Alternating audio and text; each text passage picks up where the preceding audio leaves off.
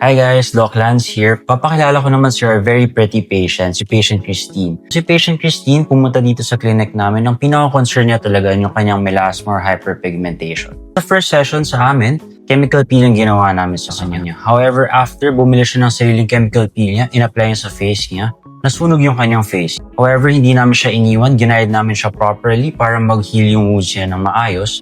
Once nag-heal yung wounds niya, pinabalik namin siya sa clinic namin para masimulan yung proper treatment for melasma. Yung unang-unang ginawa namin sa kanya yung Lohylo Snow.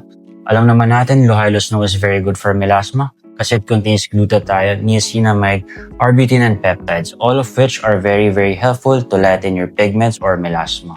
Yung pangalawa na ginawa natin sa kanya, yung very famous procedure dito sa KBK, yung KBK Silpherm X. Silpherm X, again, is very good for melasma. Unang-una, it targets the melanin-producing cells. Pangalawa, it targets the vascular component of your melasma.